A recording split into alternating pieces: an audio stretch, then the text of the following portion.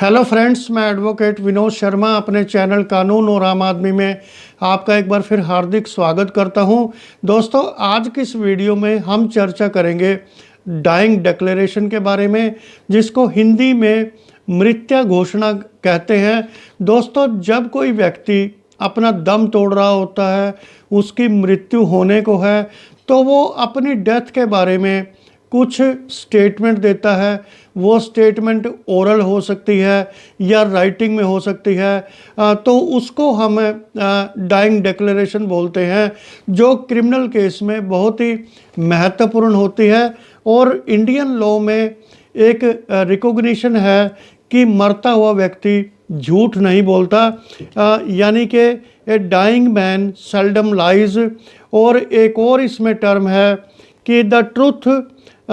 Seats upon the lips of a dying man, यानी कि जो मरने वाला व्यक्ति होता है उसकी जुबान पे सच होता है, उसकी जुबान से सच निकलता है। तो दोस्तों, मैं डाइंग डिक्लेरेशन की पहले आपको डेफिनेशन बताऊंगा। इसका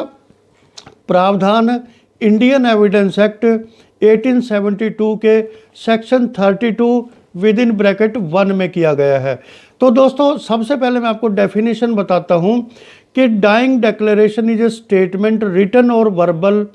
of relevant facts made by a person who is dead. It is the statement of a person who had died explaining the circumstances of his death. यानी कि डाइंग डिक्लेरेशन जब कोई व्यक्ति देता है, मरने वाला होता है, तो वो अपनी मौत के बारे में बताता है कि कैसे उसकी मृत्यु हो रही है, इसके लिए कौन जिम्मेवार है, उसको क्या किसी ने पॉइजन दिया या किसी ने उसको मारा। तो ये उसकी स्टेटमेंट बहुत महत्वपूर्ण होती है अक्यूज्ड के कन्विक्शन में। इसलिए ये स्टेटमेंट मजिस्ट्रेट के सामने रिकॉर्ड की जाती है। और अगर मजिस्ट्रेट को आने में देरी होती है और आदमी मरने वाला है, तो कोई भी पब्लिक सर्वेंट, जिसमें डॉक्टर हो सकता है, वो ये स्टेटमेंट रिकॉर्ड कर सकता है। और कई बार जो है पुलिस कर्मचारी या पुलिस ऑफिसर भी ये स्टेटमेंट रिकॉर्ड कर सकता है। तो दोस्तों, जो डाइंग डिक्लेरेशन है ये क्रिमिनल केसेस में बहुत महत्वपूर्ण है, खास करके जब मर्डर केसेस में, 302 के केसेस में, जहां पर मान लो किसी व्यक्ति को बर्न इंजरीज हुई हैं, किसी को जला दिया गया है या किसी को पॉइजन दिया गया है, तो वो मरने से पहले वो उस व्यक्ति का नाम बताता है जिसने उसको जलाया या जिसने उसको पॉइजन दिया। और ये जो उसकी स्टेटमेंट है ये एविडेंस में काम आती है जब को उसमें जो केस का ट्रायल शुरू होता है। तो दोस्तों, मैं सबसे पहले आपको ये बताऊं कि जो डाइंग डिक्लेरेशन होती है वो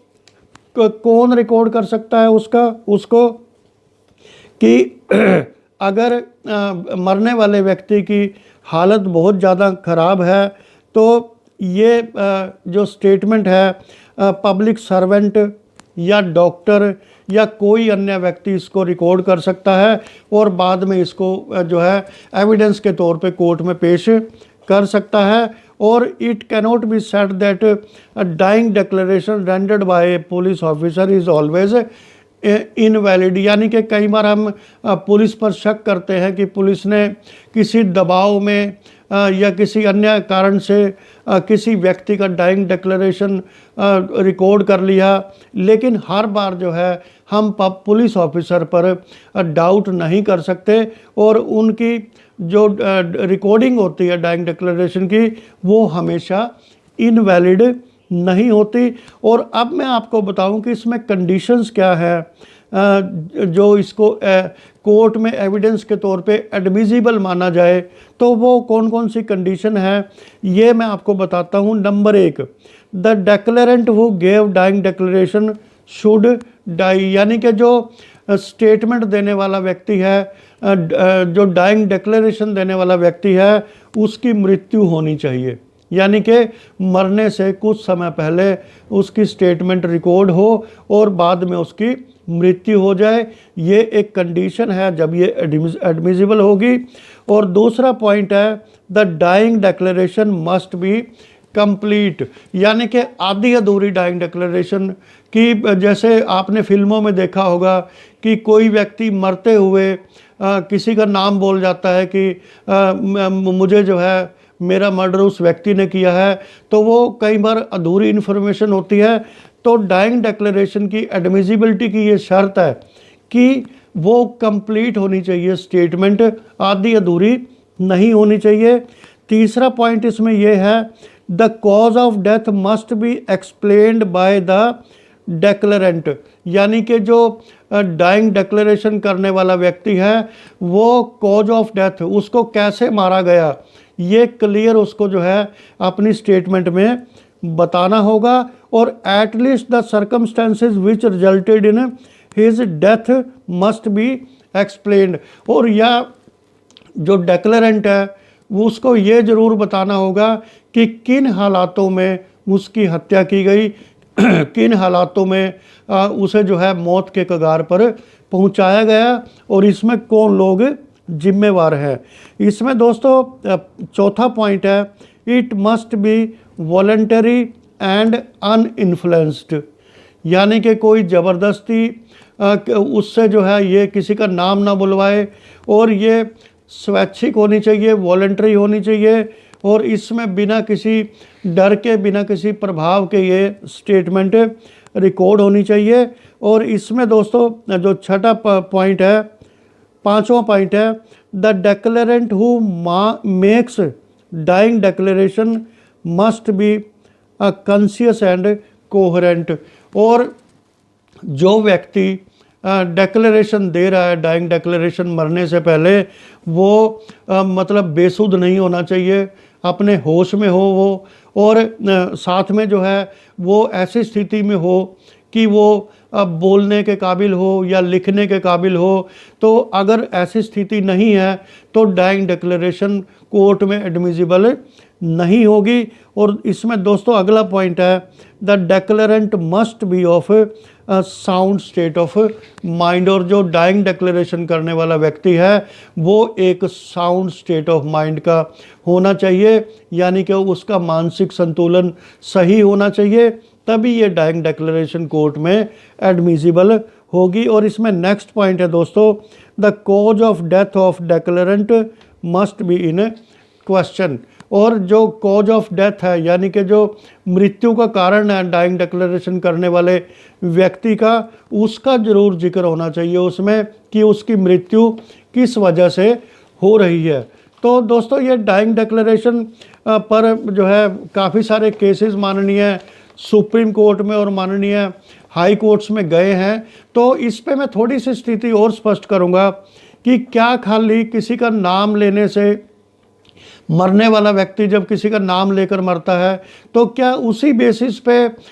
जिसका नाम लिया है उसका कन्विक्शन हो जाता है, उसका पनिशमेंट हो जाता है, या इसमें क्या क्या चीज़ें देखी जाती हैं ये मैं आपको बताऊंगा। दोस्तों एक सुप्रीम कोर्ट में केस हुआ था Ramnath versus state of Madhya Pradesh, ये 1953 का केस है। इसमें माननीय सुप्रीम कोर्ट ने कहा था कि it is settled law that it is not safe to convict an accused person merely on the evidence of a dying declaration, क्योंकि डाइंग डिक्लेरेशन बिना किसी ओथ के होती है, इसमें कोई एफिडेविट का इस्तेमाल नहीं हो सकता, और क्योंकि डाइंग डिक्लेरेशन करने वाले व्यक्ति की मृत्यु हो जाती है इसलिए उसका क्रॉस एग्जामिनेशन भी नहीं हो सकता। तो खाली जो है सिर्फ नाम लेने से कन्विक्शन करना सेफ नहीं होगा विदाउट फर्दर कोरोबोरेशन, यानी कि जो मरने वाला व्यक्ति कह कर गया है उसका कोरोबोरेशन भी होना चाहिए एविडेंस के टाइम कोर्ट में, तभी ये मान्य होगा। Because such a statement is not made on oath and is not subject to cross examination, क्योंकि मरने वाला व्यक्ति अपनी डाइंग डिक्लेरेशन कोई एफिडेविट पे नहीं देता, उसका कोई क्रॉस एग्जामिनेशन नहीं होता, इसलिए इसमें कोरोबोरेशन जो उसने इल्ज़ाम लगाए हैं उनका कोरोबोरेशन बहुत ही ज़रूरी है। And because the maker of it might be mentally or physically in a state of compassion. और क्योंकि ये संभावना है कि जो मरने वाला व्यक्ति है वो फिजिकली या मेंटली उस स्थिति में ना हो कि वो अच्छे से अपनी डिक्लेरेशन बता सके, and might be drawing upon his imagination, और या वो कोई कल्पना कर रहा हो, कल्पना करके वो किसी का नाम बता रहा हो while he was making the declaration करते समय हो सकता है उसका जो मानसिक परिकल्पना है वो जो है सच ना हो, और इस वजह से जो है इसमें सीधे तौर पे कन्विक्शन नहीं होता, और इसमें और भी जितने एविडेंसेस है कोरोबोरेशन के वो भी इंक्लूड करने ज़रूरी होते हैं। तो दोस्तों ये बात हुई डाइंग डिक्लेरेशन की। अब मैं आपको एक लेटेस्ट केस बताता हूँ जिसे माननीय Punjab and Haryana high court ने अभी डिसाइड किया है, और ये डाइंग डिक्लेरेशन के संबंध में है। हालांकि इस केस में पुलिस ने अपनी इन्वेस्टिगेशन अच्छे से नहीं की, जिसको लेके माननीय Punjab and Haryana high court ने सिरसा जो हरियाणा में एक डिस्ट्रिक्ट है वहाँ के एसपी और डीएसपी को जो है नोटिस इशू किया है टू अपीरेंट पर्सन। अब तो दोस्तों ये केस क्या है कि एक लेडी जो है वो बर्न इंजरी से उनकी डेथ हो जाती है, और डाइंग डिक्लेरेशन में वो अपने पति का नाम बताती हैं कि मेरे पति ने मुझे जलाकर मारा है। उसके बाद एफआईआर होती है पति के खिलाफ, उसके बाद इन्वेस्टिगेशन होती है, लेकिन पति को अरेस्ट नहीं किया जाता, और बाद में उसे पुलिस जो है इनोसेंट बताती है। और उसके बाद कोर्ट में जो हस्बैंड है इसमें जो अक्यूज था उसकी माइनर बेटी की statement under section 164 of CrPC के तहत करवा कर जो है वो अक्यूज को जो है इनोसेंट उसने पुलिस ने घोषित करवा दिया। तो इस संबंध में माननीय Punjab and Haryana high court ने बहुत सख्त व्यू दिए हैं कि जब डाइंग डिक्लेरेशन मौजूद है पत्नी की मरने से पहले, तो इसमें जो बच्ची के माइनर लड़की के जो बयान करवाए हैं 164 के वो इररेलेवेंट हैं, और इसमें जो पुलिस की इन्वेस्टिगेशन है वो मीनिंगफुल नहीं है और वो प्रैग्मेटिक नहीं है।